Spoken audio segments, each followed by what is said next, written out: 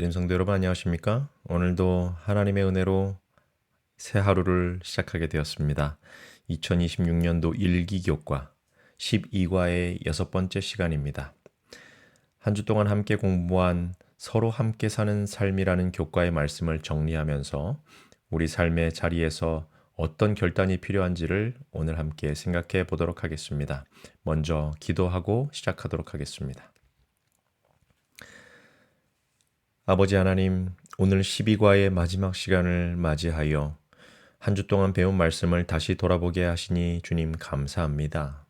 가정과 교회와 일터와 세상 속에서 우리가 과연 어떤 모습으로 살아가야 하는지 하나님의 뜻을 더 깊이 깨닫게 하여 주시옵소서. 들은 말씀을 머리로만 남겨두지 않게 하여 주시고 우리의 말과 태도와 관계 속에서 실제적인 변화로 이어지게 하여 주시옵소서. 예수님의 이름으로 기도드립니다. 아멘.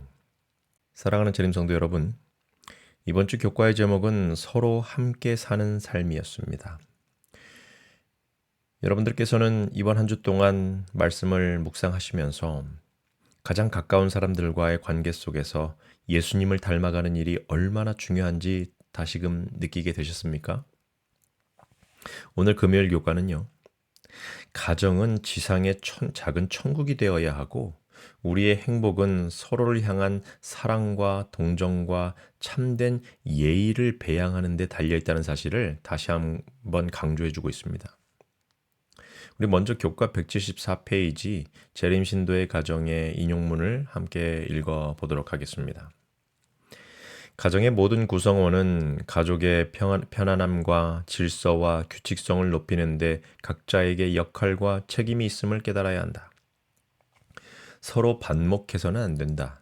모두가 한 마음으로 피차의 선한 일을 격려해야 하며 모두 온유함과 인내를 가지고 오래 참으며 낮고 차분한 어조로 말하며 혼란을 피하고 어머니의 짐을 덜어주기 위해 각자가 최선을 다해야 한다.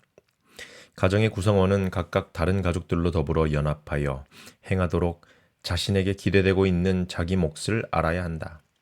6살 이상의 모든 자녀들은 각자가 지고 가야 할 생애의 과제가 있음을 이해하여야 한다. 재림신도의 가정 179페이지에 있는 말씀입니다. 그렇습니다, 여러분. 우리 각자에게 주어진 몫이 있다는 것을 인식해야 합니다.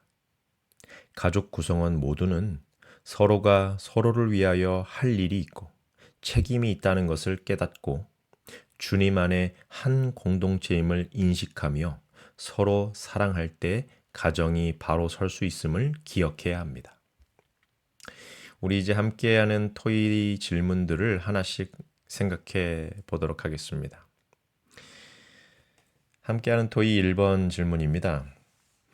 기혼 부부의 경우 서로의 관계에 어떤 원칙이 도움이 되었는가?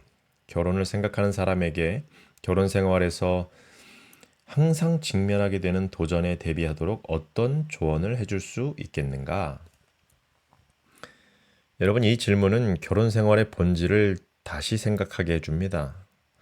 성경이 보여주는 부부관계의 핵심은 결국 상호 복종과 그리스도의 희생적인 사랑인 것이죠. 결혼은 상대를 내 기대대로 바꾸는 자리가 아니라 내가 예수님의 사랑을 더 깊이 배우는 자리인 것입니다. 그래서 결혼 생활에서 가장 중요한 질문은 내가 얼마나 대접 잘 받고 있는가라는 질문보다 내가 얼마나 예수님의 마음으로 상대를 사랑하고 있는가입니다. 물론 갈등은 있을 수 있습니다. 자라온 환경이 다 다르고 표현하는 방식이 다 다르고 상처받는 지점도 다 다르기 때문입니다. 그러나 그 갈등을 이기는 힘은 어떤 말솜씨나 성격의 강함이 아니라 누가 먼저 예수님의 마음을 선택하느냐에 달려 있습니다. 내가 먼저 낮아지고 내가 먼저 들어주고 내가 먼저 사과하는 순간 하나님께서 관계를 다시 어루만져 주시기 시작합니다. 미혼 청년들에게 해주고 싶은 조언이 있다면 좋은 배우자를 찾으려 하기 전에 먼저 하나님 안에서 성숙한 사람이 되라는 것입니다. 내 뜻이 받아들여지지 않을 때 어떻게 반응하는지, 감정이 상했을 때 기도할 수 있는지, 자존심보다 관계를 더욱 소중히 여길 수 있는지, 이러한 것들이 여러분 결혼 후에 매우 중요합니다. 결혼은 낭만만으로 유지되지 않습니다. 자기 부인과 인내와 회개의 훈련이 필요합니다. 그러므로 십자가 아래에서 다듬어지는 그러한 경험이 있어야 성공적인 결혼 생활을 할 수 있다고 생각합니다. 우리 함께하는 또 이 두 번째 질문을 살펴보겠습니다. 훌륭한 그리스도인 가정에서 자녀를 양육한 사랑 많고 자상한 부모들이 종종 성인이 된 후 신앙을 거부하는 것을 경험하곤 한다. 그들에게 어떤 조언과 위로를 줄 수 있는가? 아예 하지 않는 것이 나은 말은 무엇인가? 굉장히 현실적이면서도 또 날카로운 질문입니다. 이 질문은 많은 부모들의 눈물을 생각하게 합니다.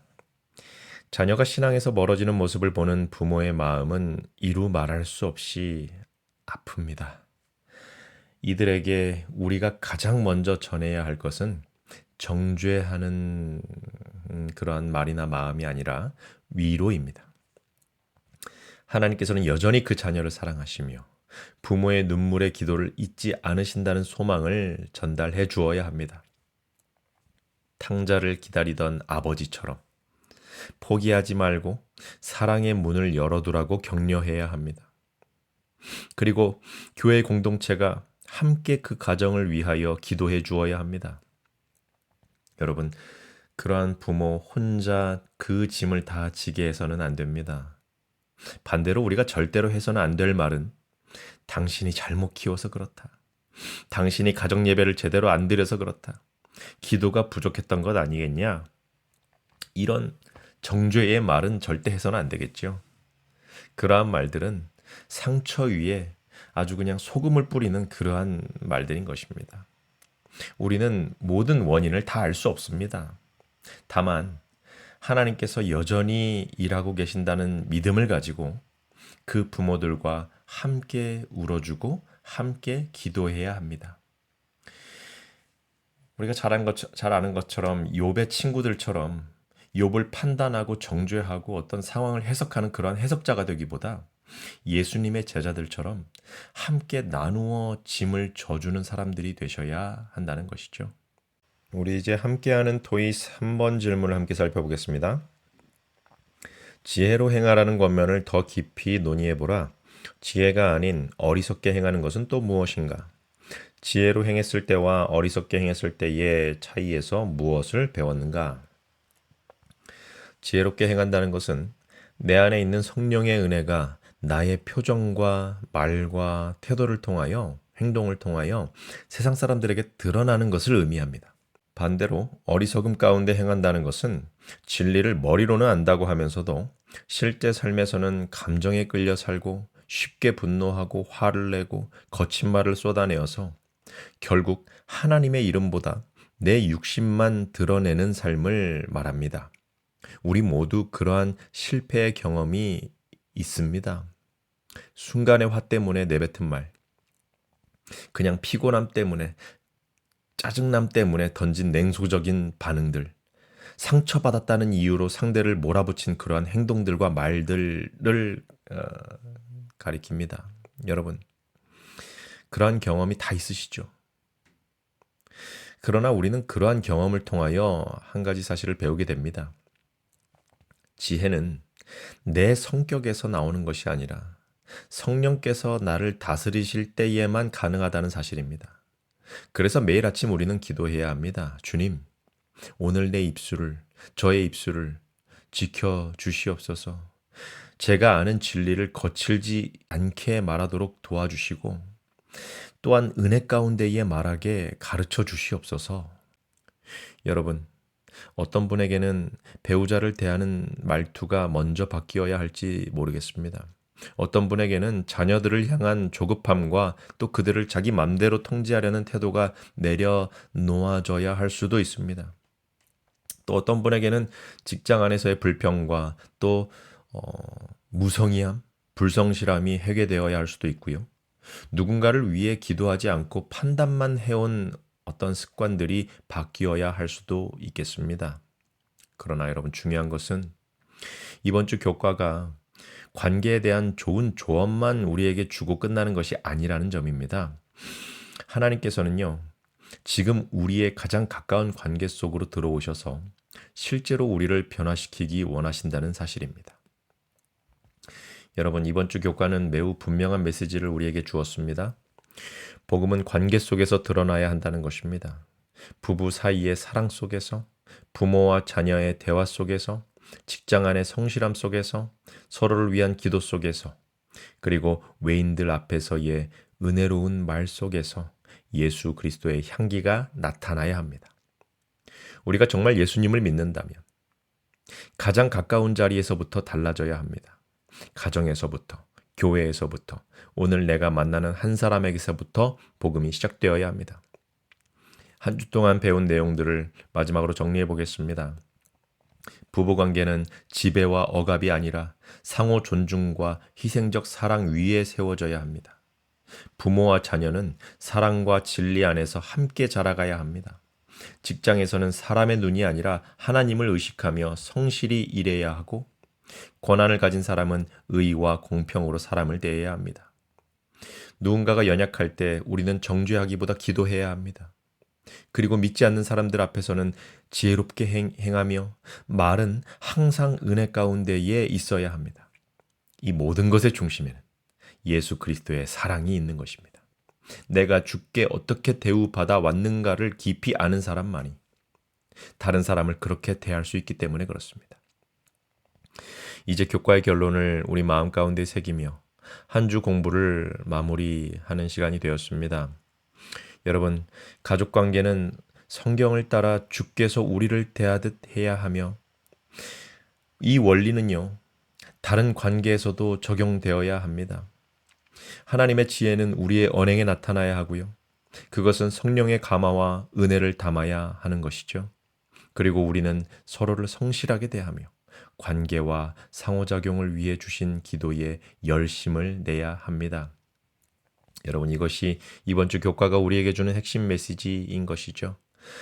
사랑하는 재림성도 여러분, 이번 한 주 동안 배운 말씀을 마음 가운데 새기시고 우리 각자의 삶의 자리에서 예수 그리스도의 향기를 나타내시는 믿음의 백성들이 다 되시기를 주님의 이름으로 축원합니다. 우리 기도로 마치도록 하겠습니다. 사랑의 아버지 하나님, 한 주 동안 12과의 말씀을 통하여 우리를 가르쳐 주시고 또 우리의 삶을 돌아보게 하시니 감사합니다. 아버지 하나님, 우리가 사람들과 더불어 살아가는 모든 자리에서 예수 그리스도의 마음을 닮아가게 하여 주시옵소서. 가정 안의 사랑을 회복시켜 주시고 부모와 자녀 사이에 이해와 부드러움을 허락하여 주시며 직장에서는 성실과 정직으로 살게 하여 주시옵소서. 다른 사람들을 쉽게 판단하지 않게 하시고 서로를 위하여 기도하는 자들 되게 하시며 우리의 말이 항상 은혜 가운데 있게 도와 주시옵소서.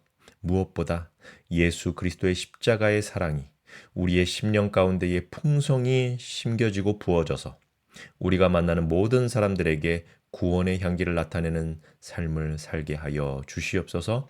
이 모든 말씀을 우리를 사랑하시고 구원하여 주신 예수님의 이름으로 간절히 기도드리옵나이다. 아멘.